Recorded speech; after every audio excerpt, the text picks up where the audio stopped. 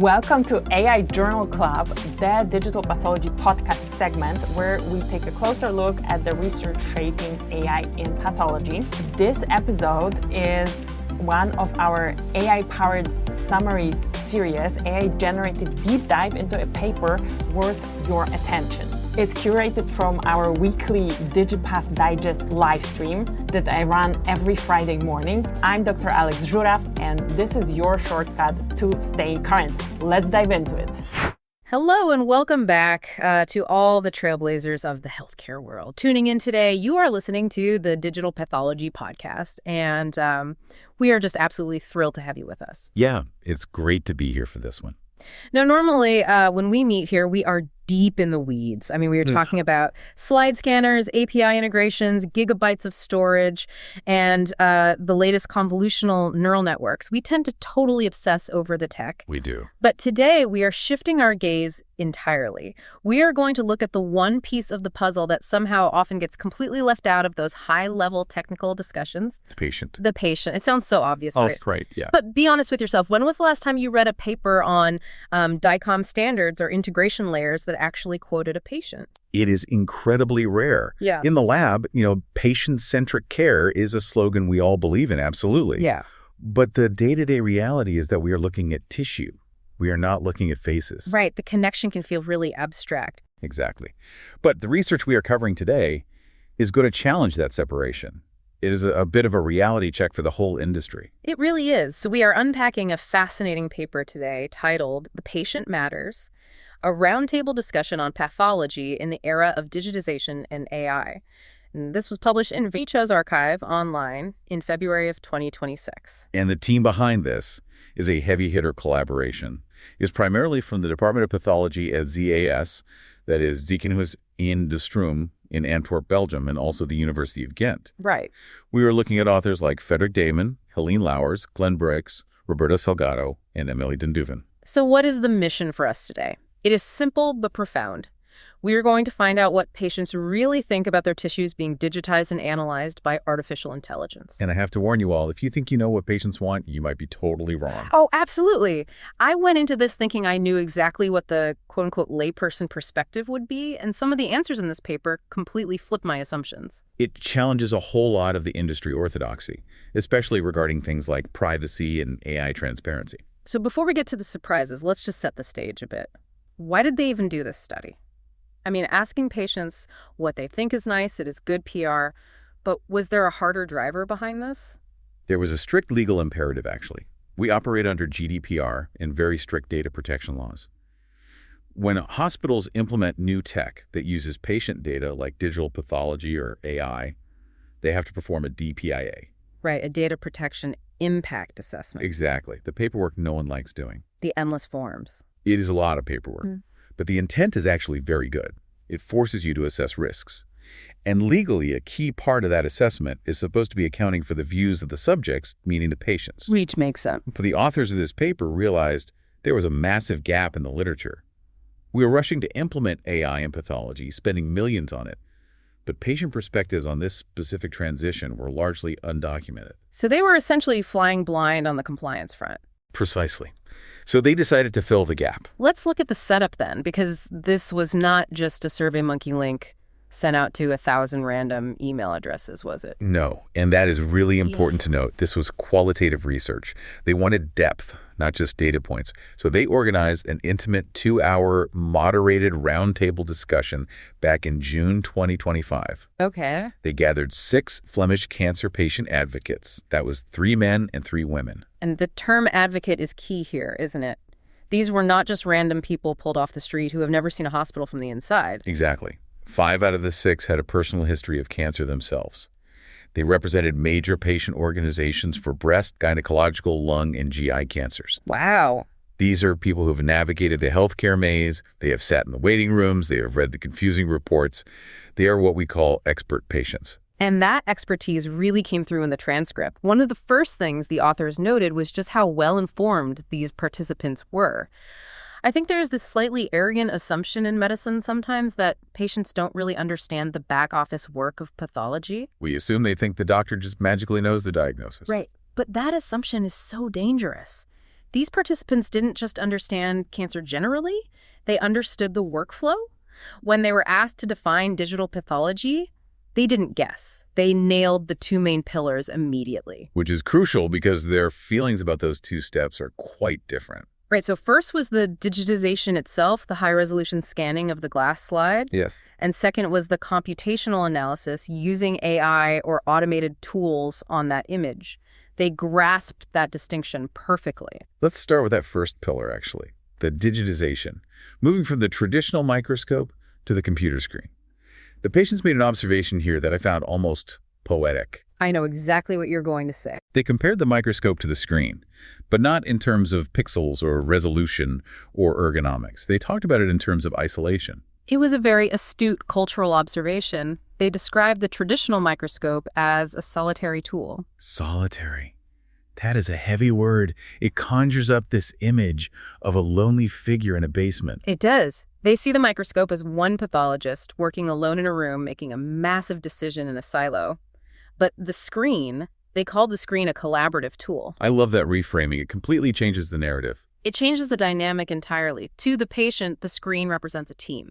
It allows a whole group of experts to look at a case together simultaneously. They essentially reframe the transition to digital pathology, not as a technical upgrade for the lab, which is how we usually sell it, but as a safety upgrade for themselves. It breaks down the God complex of the single doctor in a way. Precisely. It shifts the culture from my pathologist to my team of experts. And they highly value that connectivity. They understand that if they have a rare tumor, digital pathology means the image can be sent to a subspecialist in another city or another country instantly. One participant actually said, and I quote, "It is really encouraging that care providers communicate with one another." It is such a simple sentiment. It is, but it implies that they suspect providers do not communicate enough right now. That is absolutely the subtext, yes.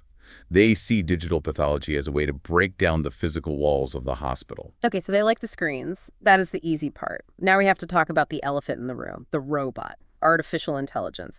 This is where I totally expected the pushback. This is where the rubber meets the road. We know pathologists worry about AI. We talk about it all the time on the show, de-skilling, bias, job security. But what about the patients? I would assume, given the general media fear-mongering about AI, that they would be absolutely terrified of a computer diagnosing their cancer. You would think so. But the short answer is no. Surprisingly, the trust levels were high. But, and this is a massive, but it was not blind faith, it was highly conditional. What were the conditions they laid out? They view AI strictly as a toolbox. They do not want a robotic pathologist making autonomous decisions. They want the AI to be a super assistant. Right. They expect it to extract more information than the human eye can see, or to speed up the turnaround time so they aren't waiting weeks for results. So they want the efficiency, but they definitely do not want to lose the human safety net. Correct. They were adamant about the pathologist's gut feeling. Gut feeling. That is not a very scientific term for a room full of medical experts to be throwing around. It isn't, but it captures something deeply real. They were talking about tacit knowledge, the intuition that comes from years of experience that you simply cannot easily code into an algorithm. They were very clear that the human expert needs to be in the loop to verify the AI. There was also a really specific nuance regarding who the AI is trained on. I was incredibly impressed by this because it is usually a topic reserved for data scientists. You mean the diversity question? Yes, exactly. This was fascinating. These patient advocates were aware enough of tech ethics to actually ask about training data. They stated they would trust the AI if the algorithm is trained on diverse representative data sets. They specifically mentioned ethnic diversity. Which is an incredibly sophisticated take for a lay audience. They basically said, we know AI can be biased if you feed it narrow data. It puts the industry on notice. Patients aren't just asking, does it work? They're asking, does it work for people like me? Now, this brings us to what I think is the most controversial finding in the entire paper. We really need to dig into the black box paradox. This is the point that might give some regulators a serious headache. So let's unpack the context for the trailblazers listening. Right now, regulators like with the EU AI Act are pushing incredibly hard for explainable AI.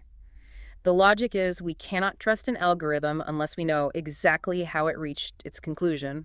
We need to see the logic path. Transparency is the holy grail. That is the prevailing wisdom in the legal and tech world right now. If you can't explain it, you shouldn't use it. But the patients in this roundtable, they did not seem to get that memo.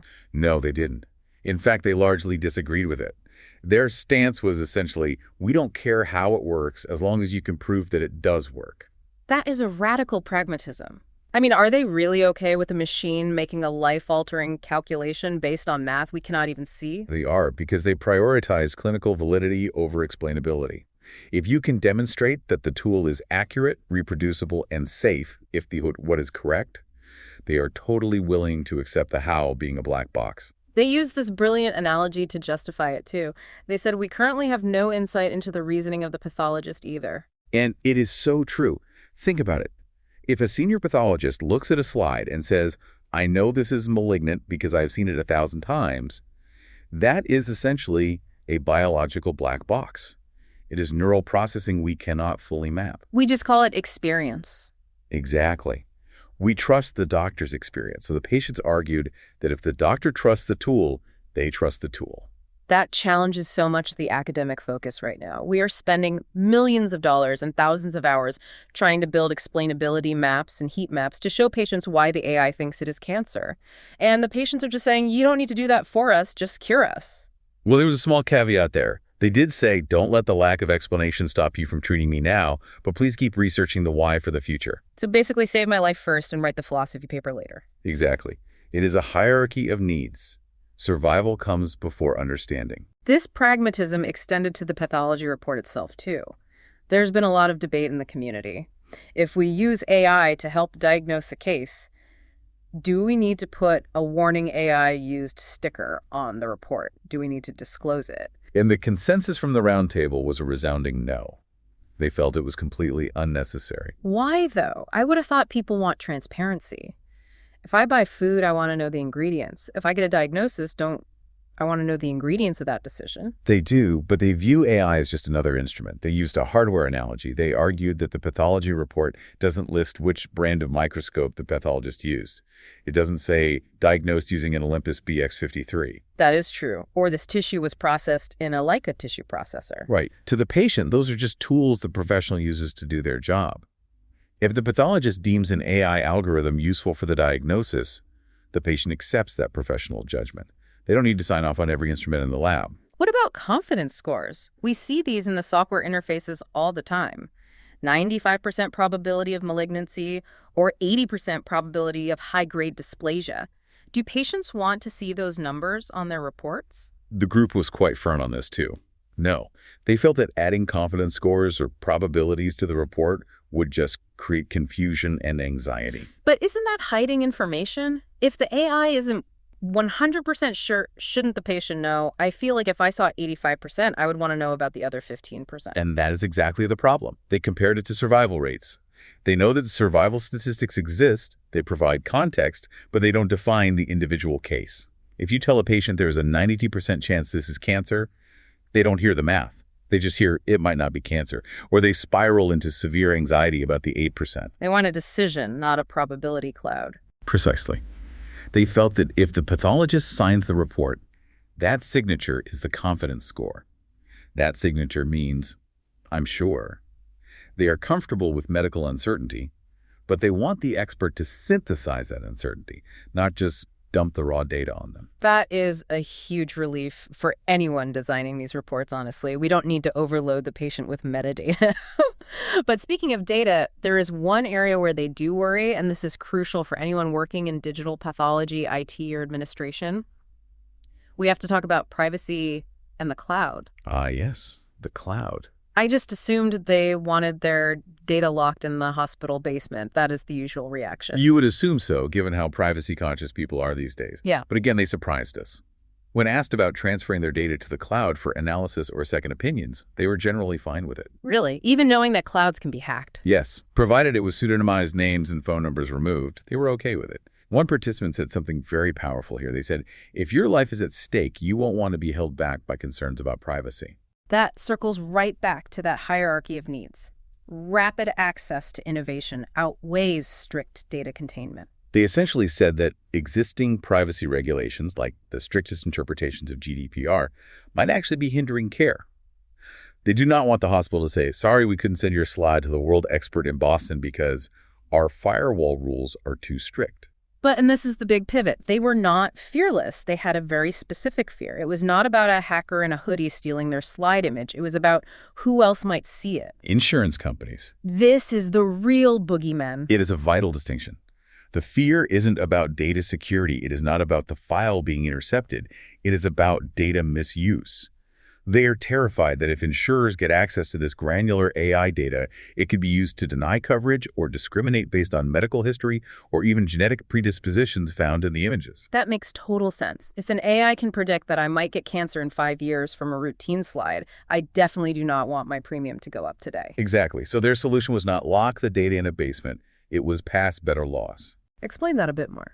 They argued that legislation should focus on preventing the misuse of data, specifically discrimination, rather than just restricting the access or movement of data.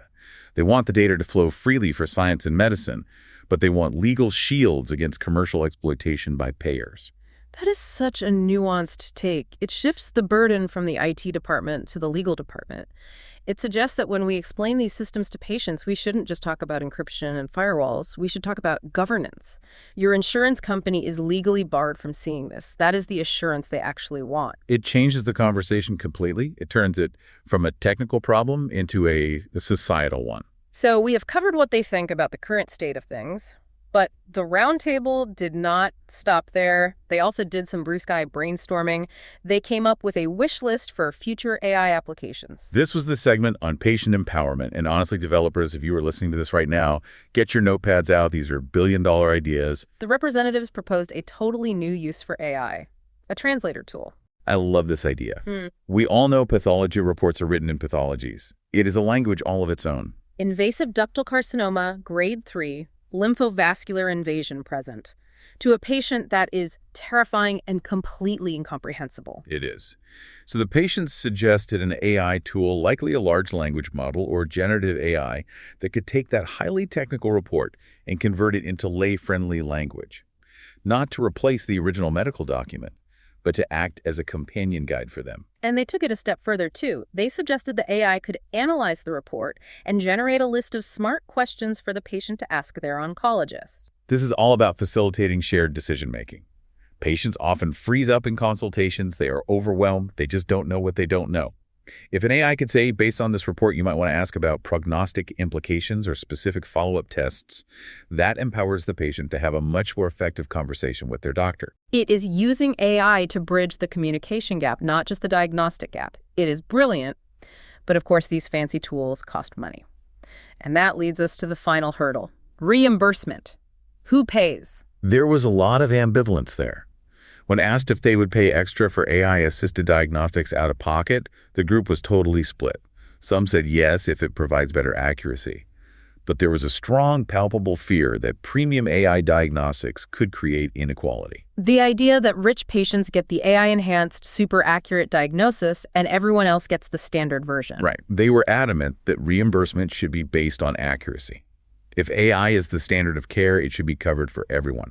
Interestingly, they were even open to AI being used for cost savings. Meaning what exactly? For example, if an AI can replace an expensive molecular test, like predicting a mutation directly from the H&E slide instead of sequencing it, they are okay with that, provided, and this is key, that the accuracy is comparable. They do not want to discount diagnosis that is inferior, but they are very open to efficiency.